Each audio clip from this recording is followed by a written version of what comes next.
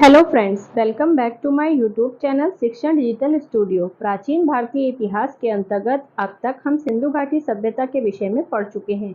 आज के इस वीडियो में हम सिंधु घाटी सभ्यता के कुछ महत्वपूर्ण स्थल के विषय में जानकारी प्राप्त करेंगे।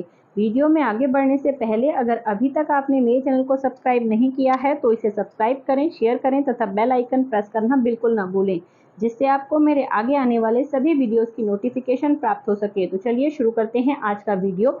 सिंधु घाटी सभ्यता के महत्वपूर्ण स्थल।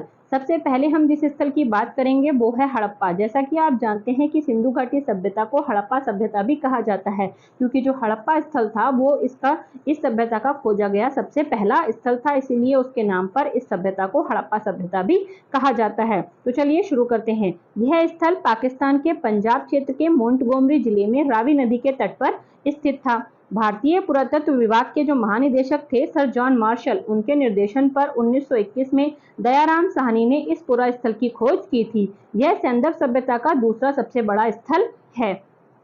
आगे इसकी बात करें तो 1926 ईस्वी में माधो स्वरूप वत्स तथा 1946 में मार्टिमर व्हीलर ने हड़प्पा का व्यापक स्तर पर उत्खनन कराया। हड़प्पा को तोरण द्वार का नगर और अर्ध औद्योगिक नगर भी कहा जाता है। यहाँ से एक श्रमिक आवास, स्वास्तिक चिन्ह, मिट्टी का मूसा, अन्नागार, श्रमिक आवास, पीतल की इक्का गाड़ी, प्रसाधन मंजूसा, गेहूं तथा जौ के दाने और एक बर्तन पर बना हुआ मछुआरे का चित्र, शंख का बना बैल आदि यहाँ से मिले हैं। आगे देखते हैं। यहाँ से एक स्त्री के गर्भ से निकलते हुए पौधे वाली मृण मूर्ति भी मिली है। इसे उर्वरता की देवी कहा गया है। मार्शल ने इसे पृथ्वी माता कहा है। हड़प्पा से मिला एक विशाल अवशेष 6-6 की 2 पंक्तियों में निर्मित कुल 12 कक्षों वाला एक अन्नागार है। यह अन्नागार हड़प्पा सभ्यता के समस्त केंद्रों से मिले अवशेषों में लोथल के गोदीबाड़ा के बाद सबसे विशाल माना जाता है।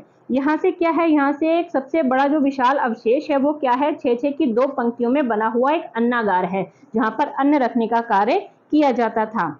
आगे इसकी बात करें तो हड़प्पा सभ्यता के जितने भी स्थल हैं वो 2 टीलों में विभाजित थे।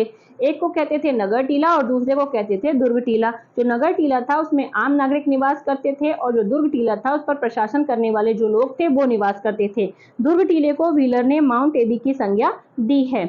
आगे देखते हैं। हड़प्पा के आवास क्षेत्र के दक्षिण में एक कब्रिस्तान भी मिला है, जिसे कब्रिस्तान R37 तथा कब्रिस्तान H नाम दिया गया है। पिगट ने हड़प्पा एवं मोहनजोदाड़ो को सिंधु सभ्यता की जुड़वा राजधानियां कहा है। हड़प्पा के सभी घरों से शौचालय के अवशेष प्राप्त हुए हैं। इसके अलावा ऋग्वेद के हर्युपिया का जो समीकरण है वो हड़प्पा से किया गया है। मतलब ऋग्वेद के अंदर एक जो हर्युपिया नामक जो शब्द का उपयोग किया गया है उसका मतलब हम हड़प्पा से निकालते हैं। सर्वाधिक अभिलेख युक्त जो मोहरें हैं वो हड़प्पा से प्राप्त हुई हैं, जबकि अगर सर्वाधिक मोहरों की बात करें तो वो मोहनजोदाड़ो से मिली, यानी कि सर्वाधिक मात्रा में जो मोहरें मिली हैं वो मोहनजोदाड़ो से मिली हैं और अभिलेख युक्त जो मोहरें हैं वो सर्वाधिक हड़प्पा से ही प्राप्त हुई हैं। तो देखते हैं आगे मोहनजोदाड़ो के बारे में, जो इस सभ्यता का दूसरा महत्वपूर्ण स्थल माना जाता है। तो मोहनजोदाड़ो की बात करते हैं तो मोहनजोदाड़ो पाकिस्तान के सिंध प्रांत के लरकाना जिले में सिंधु नदी के तट पर स्थित है। मोहनजोदाड़ो का सिंधी भाषा में जो अर्थ होता है वो होता है मृतकों का टीला। मोहनजोदाड़ो की खुदाई 1922 ईस्वी में राखलदास बनर्जी ने कराई थी। मोहनजोदाड़ो के कुछ उपनाम भी हैं, जैसे कि इसे सिंध का बाग, सिंध का नखलिस्तान, रेगिस्तान का बागीचा, स्तूपों का शहर आदि कहते हैं। मोहनजोदाड़ो से प्राप्त एक पशुपति शिव की मोहर है जो विशेष रूप से प्रसिद्ध है। इसके अलावा मोहनजोदाड़ो की बात करें तो यहाँ से सभ्यताओं के 7 क्रमिक स्तर मिले हैं। बाढ़ के कारण मोहनजोदाड़ो 7 बार उजड़ा और 7 बार बसा। मोहनजोदाड़ो का जो सबसे महत्वपूर्ण सार्वजनिक स्थल है वो विशाल स्नानागार है, जो वहां से विशाल स्नानागार मिला है। जॉन मार्शल ने इसे तत्कालीन विश्व का एक आश्चर्यजनक निर्माण कहा है कि उस टाइम पे ऐसा भी निर्माण कहीं पूरे विश्व में नहीं हुआ था। इसमें क्या है, इसमें वाटर प्रूफिंग का पहला साक्ष्य मोहनजोदाड़ो के स्नानागार से ही प्राप्त हुआ है। मतलब ये स्नानागार ऐसा है जहां पर वाटर प्रूफिंग भी की गई थी।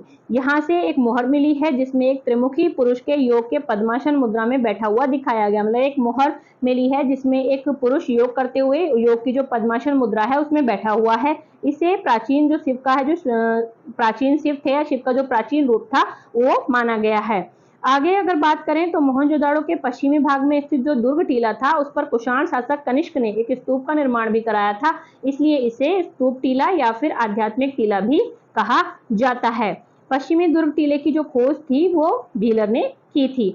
आगे बात करें मोहनजोदाड़ो की और तो मोहनजोदाड़ो की शासन व्यवस्था राजतंत्रात्मक ना होकर जनतंत्रात्मक थी। इसके अलावा मोहनजोदाड़ो से प्राप्त कुछ महत्वपूर्ण साक्ष्य धातु निर्मित मूर्तियों में कांस्य नर्तकी और प्रस्तर या योगी या जो उसे पुजारी भी कहते थे उसकी मूर्ति है। यानी कि मोहनजोदाड़ो से जो सबसे प्राप्त महत्वपूर्ण साक्ष्य हैं वो एक कांस्य की नर्तकी है, डांसिंग गर्ल जिसे कहते हैं, और दूसरी एक पत्थर से बनी हुई योगी या फिर पुजारी की मूर्ति है।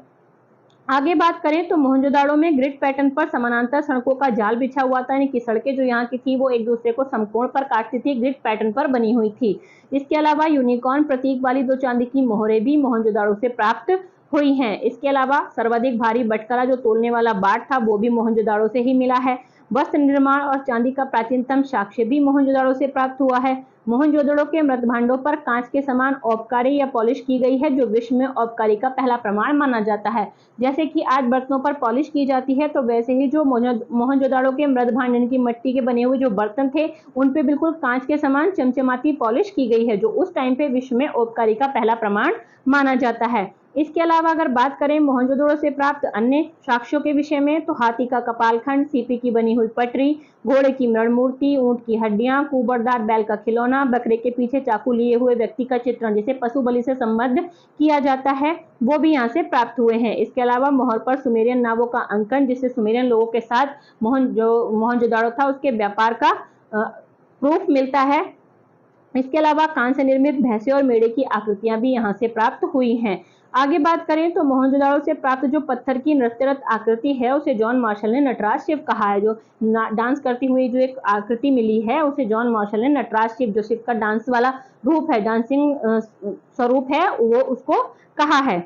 KUR कैनेडी जो थे उनको मोहनजोदाड़ो के कंकालों से मलेरिया के साक्ष्य भी प्राप्त हुए हैं। मोहनजोदाड़ो से किसी कब्रिस्तान का साक्ष्य नहीं मिला है, क्योंकि यहाँ पे मृतकों को जो अंतिम संस्कार करने की जो प्रथा थी वो दफनाना नहीं था, बल्कि उनको वो मतलब जलाते थे, इसलिए वहां से कोई कब्रिस्तान नहीं मिला है।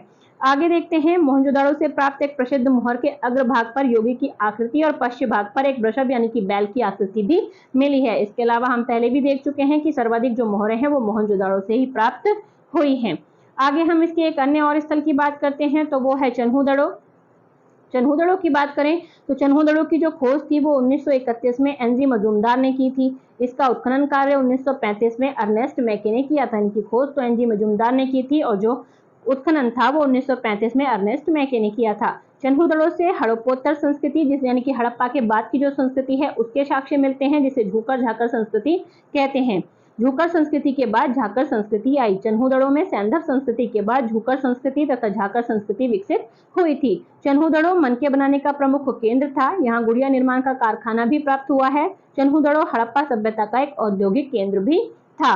आगे बात करें तो चन्हूदड़ो एकमात्र ऐसा पुरा स्थल है जहां से वक्राकार ईंटें मिली हैं। चन्हूदड़ो से प्राप्त अगर अन्य अवशेषों या साक्ष्यों की बात करें तो अलंकृत हाथी के खिलौने, बिल्ली का पीछा करते हुए कुत्ते के पदचिन्ह, सौंदर्य प्रसाधनों में लिपस्टिक, काजल, पाउडर आदि मिले हैं। इसके अलावा स्याही की दबात, बैलगाड़ी तथा इक्का गाड़ी भी यहाँ से प्राप्त हुए हैं। इसके अलावा बात करें चन्हूदड़ो से किसी दुर्ग के मिलने की, तो चन्हूदड़ो से किसी दुर्ग का अस्तित्व नहीं मिला है, यानी कि चन्हूदड़ो एक ऐसा स्थल है जहाँ से कोई भी दुर्ग नहीं प्राप्त हुआ है। आगे बात करते हैं इसकी एक और अन्य स्थल की, जो कि है लोथल। लोथल की बात करें तो यह अहमदाबाद गुजरात में भोगवा एवं साबरमती नदी के संगम पर खंबात की खाड़ी में स्थित है। लोथल की खोज 1957 में SR राव के द्वारा की गई थी। लोथल को SR राव ने लघु हड़प्पा या फिर लघु मोहनजोदाड़ो भी कहा है। आगे देखते हैं लोथल से घरों में वृत्ताकार या चतुर्भुजाकार अग्निवेदी यानी कि जिसमें आग जलाते थे हवन कुंड टाइप अग्निवेदी भी प्राप्त हुई है। लोथल हड़प्पा सभ्यता का एक प्रमुख बंदरगाह था जहां से व्यापार वगैरह होता था। यहाँ से पश्चिमी एशिया से व्यापार होता था। लोथल में गढ़ और नगर दोनों एक ही रक्षा प्राचीर से घिरे हैं। मतलब आपको पता है कि जो भी हड़प्पा कालीन जो भी स्थल थे वो 2 उसमें डिवाइड थे, एक नगर टीला और दुर्ग टीला। तो जो लोथल है वहां पर जो दुर्ग टीला और जो नगर टीला था दोनों की जो सुरक्षा थी वो एक ही, यानी कि दोनों एक ही बाउंड्री के अंतर्गत आते थे। पश्चिमी दुर्ग क्षेत्र को SR राव ने एक्रोपोलिस की संज्ञा दी है। आगे देखते हैं कि लोथल से क्या, लोथल से एक गोदीबाड़ा यानी कि जिसे बंदरगाह गोदीबाड़ा बोलते हैं, जहाँ जहाज वगैरह रुकते थे। गोदीबाड़ा विशाल हड़प्पा संरचना है। ये गोदीबाड़ा भोगवा नदी से जुड़ा है, यानी कि लोथल की जो सबसे बड़ी संरचना है वो यहाँ का बंदरगाह या गोदीबाड़ा है। इसके अलावा एक नोट है कि हड़प्पा सभ्यता की सबसे बड़ी जो संरचनाएं हैं वो सबसे पहले आता है लोथल का गोदीबाड़ा, यानी कि जो बंदरगाह है। उसके बाद आता है हड़प्पा का अन्नागार, जो छह के क्रम में 12 जो कक्ष हैं उनका एक अन्नागार है, वो है। इसके अलावा इसके बाद आता है मोहनजोदाड़ो का अन्नागार और मोहनजोदाड़ो का बाद में स्नानागार। ये क्रम से छोटी संरचना है, यानी कि पहले लोथल का गोदीबाड़ा, फिर हड़प्पा का अन्नागार, फिर मोहनजोदाड़ो का अन्नागार और उसके बाद मोहनजोदाड़ो का ही स्नानागार। आगे इसके एक और अन्य स्थल को देखते हैं जो कि है कालीबंगा। कालीबंगा की अगर अर्थ की बात करें तो इसका अर्थ होता है काले रंग की चूड़ियां। इसकी अवस्थिति की बात करें कि ये कहाँ स्थित है, तो ये राजस्थान के हनुमानगढ़ जिले में स्थित है। यहाँ घर कच्ची ईंटों के बने होते थे। यहाँ से वक्राकार ईंटें मिली हैं। यहाँ से प्राप्त कांसे की एक बैलगाड़ी और इक्का गाड़ी बहुत ही ज्यादा महत्वपूर्ण है। यहाँ मिली एक ईंट पर बिल्ली का पीछा करते हुए कुत्ते के पैरों के निशान भी प्राप्त हुए हैं। इसके अलावा एक अन्य स्थल की बात करते हैं जो कि है सुरकोटदा। जेपी जोशी ने 1964 में सुरकोटदा की खुदाई की थी। यह गुजरात के कच्छ क्षेत्र में शादीकौर नदी के किनारे पर स्थित है। यह एकमात्र हड़प्पा स्थल है जहां से घोड़े की हड्डियों के वास्तविक अवशेष पाए गए हैं। मतलब ऐसा माना जाता है कि हड़प्पा सभ्यता के जो लोग थे वो घोड़े से अनजान थे, लेकिन जो सुरकोटदा है एकमात्र ऐसा स्थल है जहां से घोड़े की हड्डियां पाई गई हैं। आगे इस शहर की अगर बात करें तो शहर के पूर्व की ओर आवासीय परिसरों का निर्माण किया गया था और पश्चिम की ओर जो दुर्ग थे वो स्थित थे। दुर्ग आवासीय परिसरों से ऊंचे थे। यहाँ से प्राप्त पुरातात्विक साक्ष्यों की अगर बात करें तो घोड़े, हाथी और भेड़िए की हड्डियां यहाँ से प्राप्त हुई हैं। इसके अलावा पत्थर की किलेबंदी यहाँ पर की गई थी। आगे एक अन्य स्थल की बात करते हैं जो कि है बनावली। बनावली की अगर बात करें तो बनावली को 1974 में RS बिष्ट द्वारा खोजा गया था। यह हरियाणा के फतेहाबाद जिले में स्थित है। यह कालीबंगा से लगभग 120 किलोमीटर उत्तर में स्थित है। यह शहर 5 मीटर की ऊंची रक्षा प्राचीर है, रक्षा दीवार है, उससे अच्छी तरह से निर्मित एक किला शहर है, यानी कि पूरे शहर को ही किले में तब्दील कर दिया गया है। घरों के निर्माण के लिए जाले और ढाले ईंट के भट्टे हैं उनका उपयोग किया जाता था।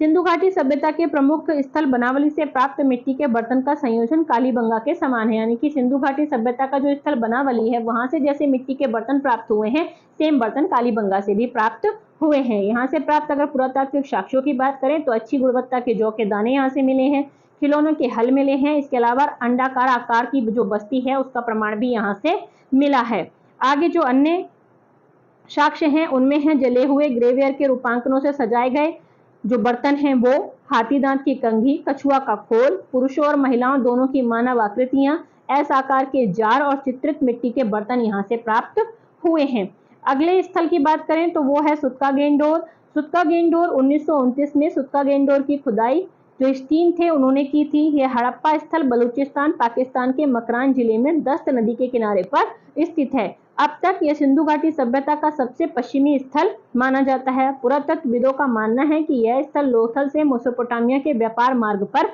रहा होगा, यानी कि दोनों के बीच में पड़ता होगा। इस स्थल से प्राप्त कुछ जो महत्वपूर्ण साक्ष्य हैं वो है पत्थर के बर्तन, इसके अलावा मिट्टी के बर्तन और मिट्टी से बनी हुई चूड़ियां यहाँ से प्राप्त हुई हैं।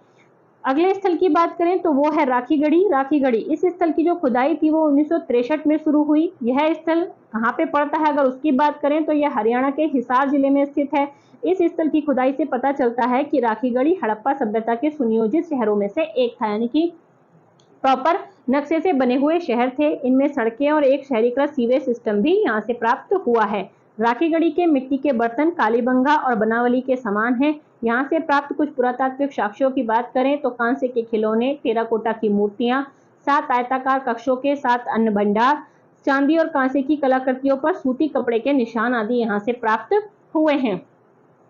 आगे बात करते हैं रंगपुर की। तो रंगपुर गुजरात के मादर नदी के किनारे पर स्थित है। रंगपुर व लोथल धान की भूसी का साक्ष्य मिला है, यानी कि रंगपुर और लोथल दोनों ही जगहों से धान की भूसी का साक्ष्य मिला है। यहाँ से कच्ची ईंटों के दुर्ग भी प्राप्त हुआ है। आगे अगले स्थल की बात करते हैं तो वो है धौलावीरा। धौलावीरा को 1967 में खोजा गया और 1985 में RS बिष्ट ने इसकी खुदाई की थी। यह सिंधु घाटी सभ्यता के सबसे बड़े स्थलों में से एक है। आगे बात करें तो यह गुजरात के कच्छ जिले में स्थित है। हाल ही में यानी कि 2014 में इस हड़प्पा स्थल से एक बावड़ी की खोज की गई है। यह मोहनजोदड़ो के विशाल स्नानघर के आकार का 3 गुना है, यानी कि काफी बड़ी एक पानी की बावड़ी यहाँ से मिली है। पूरे शहर को 3 भागों में बांटा गया था। एक था दुर्ग शहर, दूसरा मध्य शहर और तीसरा निचला शहर। ये एक ऐसा विभाजन वाला हड़प्पा एकमात्र हड़प्पा स्थल है जिसको 3 भागों में बांटा गया। यानी कि अब तक हमने देखा कि जितने भी स्थल थे वो 2 भागों में बटे हुए थे, एक दुर्ग और दूसरा नगर, लेकिन ये 3 भागों में बटा हुआ था। शहर की योजना समानांतर चतुर्भुज पर थी। आगे धोलावीरा से प्राप्त अगर प्रमुख पुरातात्विक साक्ष्यों की बात करें तो एक साइन बोर्ड यहाँ से मिला है। बड़े जलाशय और तटबंध यहाँ से प्राप्त हुए हैं। नग्न पुरुष द्वारा चलाए जा रहे बैलों के एक जोड़े से बंधे रथ की आकृति यहाँ से प्राप्त हुई है। इसके अलावा निर्माण में मिट्टी की चट्टानों का उपयोग किया जाता था। घोड़े के अवशेष यहाँ से प्राप्त हुए हैं। पशुओं की छोटी कांस्य आकृति यहाँ से मिली है। इसके अलावा एक स्टेडियम के साक्ष्य भी यहाँ से प्राप्त हुए हैं। इसके अलावा नेवले की पत्थर की मूर्ति भी यहाँ से मिली है।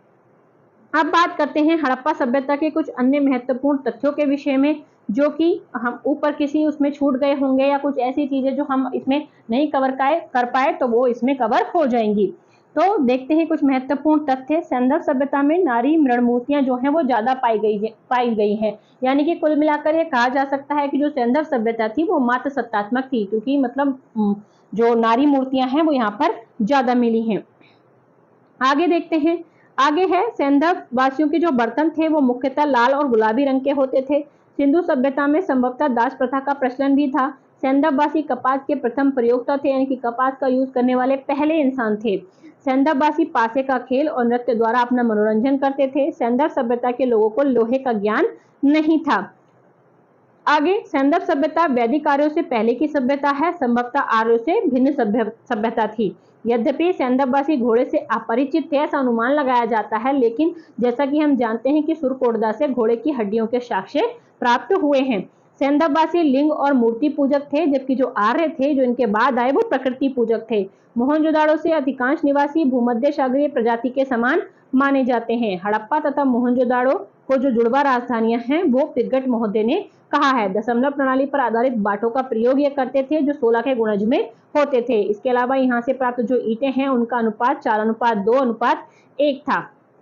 इसके अलावा मुद्राओं का निर्माण टेराकोटा से किया जाता था। मुख्य जो व्यवसाय थे वो यहाँ कृषि, पशुपालन, शिल्प और व्यापार थे। लिपि इनकी थी भाव चित्रात्मक और सर्वाधिक जो स्थल हैं वो गुजरात में प्राप्त हुए हैं। आगे देखते हैं। चावल के जो प्रथम साक्ष्य हैं वो लोथल और रंगपुर से प्राप्त हुए हैं। प्राचीन जो इसका नाम था वो मेलुहा था। ऋग्वेद में इसका नाम हरियुपिया मिलता है। कुणाल से 2 जोड़ी मुकुट भी मिले हैं। हड़प्पा में शवाधान की जो प्रक्रिया थी वो दफनाने की थी, जबकि मोहनजोदाड़ो में जलाने की प्रथा थी। मिठास के लिए शहद का प्रयोग करते थे। पर्दा प्रथा और वैश्यावृत्ति भी प्रचलित थी। इसके अलावा कहीं कहीं दास प्रथा के साक्ष्य भी प्राप्त होते हैं। बतख को पवित्र मानते थे। विनाश का सबसे प्रभावी कारण अगर माना जाए तो वो बाढ़ को माना जाता है। कांसे की नर्तकी का जो निर्माण है वो लुप्त मोम विधि से किया गया है। कालीबंगा का अर्थ काले रंग की चूड़ियां हैं। धोलावीरा का अर्थ सफेद कुआं होता है। भारत में स्थित सिंधु सभ्यता का दूसरा जो बड़ा स्थल है वो धोलावीरा है। मोहनजोदड़ो से तांबे का गलाया हुआ एक ढेर भी मिला है। आगे अगर बात करें तो बड़ा उत्कीर्ण साइन बोर्ड एक धोलावीरा से मिला है। सीप उद्योग के साक्ष्य बालाकोट से मिले हैं। बारासिंगा के प्रमाण आमरी से मिले हैं। हड़प्पा का शासन वणिक वर्ग के हाथ में था। एकमात्र स्थान सुरतगोई अफगानिस्तान में है जहां से नहर के प्रमाण मिलते हैं। इसके अलावा यहाँ की अगर प्रमुख फसलों की बात करें तो वो गेहूं, जौ और कपास थी। आगे कुछ अन्य फैक्ट देखते हैं। यूनानी सिंध क्षेत्र को कहते थे सिंडन, कपास के कारण, यानी कि कपास को वो सिंडन कहते थे, इसलिए वो सिंध क्षेत्र को भी सिंडन कहा करते थे। सिंधुवासी जिस फसल से अनजान थे वह थी गन्ना। सिंधु वृक्ष पीपल, खजूर, नीम, नींबू आदि यहाँ के प्रमुख वृक्ष थे। प्रिय पशु की अगर बात करें तो वो कुबल वाला सांड था। तांबा प्राप्त होता था इनको खेतड़ी की खानों से या फिर बलूचिस्तान से। टिन इनको प्राप्त होता था अफगानिस्तान से। धातु के सिक्कों का प्रचलन नहीं था। व्यापार के जो वस्तु थी, यानी कि व्यापार का जो साधन था वो वस्तु विनिमय, यानी कि वस्तु विनिमय के आधार पर व्यापार करते थे। इसके अलावा मनके बनाने के लिए गोमेद गुजरात से प्राप्त होता था। लाजवर्द, मणि और चांदी अफगानिस्तान से आती थी। सिंधु एवं मेसोपोटामिया के मध्य व्यापार के साक्ष्य भी प्राप्त हुए हैं। निर्यात की जाने वाली जो वस्तुएं थी वो सूती वस्त्र, इमारती लकड़ी और हाथी दांत तथा पशु पक्षी निर्यात किए जाते थे। मृद भांडों की बात करें तो वो गुलाबी रंग के मृद भांड थे तथा उनके ऊपर काले रंग का अलंकरण किया जाता था। सैंधव लिपि में अगर सर्वाधिक अक्षर प्राप्त हुए हैं तो वो यू आकार के अक्षर प्राप्त हुए हैं। इसके अलावा उसके बाद मछली के अक्षर प्राप्त हुए हैं। सिंधु लिपि को कहते थे ब्रुस्टोफोडन, जो बाएं से दाएं तथा दाएं से बाएं लिखी जाती थी। पहले इसको बाएं से दाएं लिख कर लेकर आते थे, फिर वहीं से तुरंत दाएं से बाएं लिख देते थे। सिंधुवासी पूजा करते थे मातृ देवी की, क्योंकि ये मातृ सत्तात्मक सभ्यता थी। स्त्री के गर्भ से पौधा निकलते हुए दिखाया गया है, तो जो मूर्ति है वो हड़प्पा से मिली है, जिसे उर्वरता की देवी कहा जाता है। आगे कुछ अन्य फैक्ट और देखते हैं। ये जो पूजा करते थे, यानी कि माता देवी के अलावा जो और पूजा करते थे, वो पशुपति की, लिंग योनि की, पशु, वृक्ष, सूर्य, अग्नि, नाग, जल आदि की पूजा करते थे। योगी की जो मूर्ति है वो मोहनजोदड़ो से प्राप्त हुई है, जो कि है सांभवी मुद्रा में। मंदिर के साक्ष्य नहीं मिले हैं। ताबीजों की प्राप्ति बताती है कि जादू टोना, भूत प्रेत में विश्वास इनका था। शवाधान जो विद्या थी वो पूर्ण समाधिकरण, आंशिक समाधिकरण और दाह संस्कार तीनों ही प्रचलित थे। आगे शव दफनाते थे उत्तर से दक्षिण दिशा में रखकर। मनोरंजन के जो साधन थे वो पाशे का खेल और नृत्य था। लोथल एवं देसलपुर से तांबे की मोहरें प्राप्त हुई हैं। मेसोपोटामिया के साथ मेलुआ या हड़प्पा, दिलमुन, मगन के साथ व्यापारिक संबंध थे, ऐसा ज्ञात होता है। सुमेरियन शासक खारगोन के अभिलेख से, यानी कि जो मेसोपोटामिया और मेलुआ यानी कि हड़प्पा, दिलमुन, मगन के साथ जो इनके व्यापारिक संबंध थे वो ज्ञात होते हैं हमको सुमेरियन शासक शारगोन के अभिलेख से। सुमेरियन अभिलेख हैं उनमें दिलमुन का जो अर्थ है वो दिलमुन को सूर्योदय का देश माना गया है। हड़प्पा से एक नृत्य करते हुए नवयुवक की मूर्ति भी प्राप्त हुई है। इसके अलावा मृण मूर्तियों का निर्माण किया जाता था चिकोटी विधि से। पशुपति शिव की मूर्ति में जो जानवर हैं वो है हाथी, बाघ, गेंडा और भैंसा। बंदरगाह जो नगर है वो है लघु हड़प्पा या बंदरगाह नगर या लघु हड़प्पा नगर कहते हैं लोथल को। शव के साथ बकरी को दफनाने का जो साक्ष्य है वो लोथल से प्राप्त हुआ है। चालाक लोमड़ी का जो चित्र है वो लोथल से मिला है। हाथी दांत का बना एक पैमाना चन्हूदड़ों से प्राप्त हुआ है। इसके अलावा संपूर्ण क्षेत्र एक ही रक्षा प्राचीर से घिरा था, तो वो लोथल और सुरकोटदा ऐसे स्थान थे जहां से जो संपूर्ण क्षेत्र है वो एक ही रक्षा प्राचीर से घिरा हुआ था। एकमात्र नगर जो दुर्भिकृत नहीं है वो है चन्हूदड़ो। विनाश के कारण अगर देखे जाए तो सैंधव सभ्यता के पतन का कोई भी कारण अभी तक पर्याप्त साक्ष्यों के अभाव में निश्चित नहीं किया गया है, लेकिन कुछ इतिहासकारों के द्वारा अपने अपने मत दिए गए हैं कि किस तरह से यह सभ्यता नष्ट हुई होगी। तो बाढ़ को इसके नष्ट का कारण जो मानते हैं वो है मार्शल, मैके तथा एसआर राव। इसके अलावा आर्यों के आक्रमण, व्हीलर, गार्डन चाइल्ड, पिगट महोदय मानते हैं कि जो इसका विनाश था वो आर्यों के आक्रमण के कारण हुआ है। इसके अलावा जलवायु परिवर्तन को कारण मानते हैं आर.एल. स्टाइन और अमलानंद घोष। इसके अलावा महामारी को मानते हैं के.ए.यू.आर. कैनेडी। इसके अलावा अस्थिर नदी तंत्र को, यानी कि जो नदी तंत्र था वो बदल गया था, नदी ने अपना रास्ता बदल लिया था, उसको मानते हैं लैम्बिक। तो इस तरह से हमने देखा सिंधु घाटी सभ्यता के कुछ महत्वपूर्ण स्थलों के विषय में, साथ ही कुछ महत्वपूर्ण तथ्य। अगर आप इसी तरह डिटेल में मेरे साथ हिस्ट्री पढ़ना चाहते हैं तो बने रहिए मेरे साथ। Thank you for watching.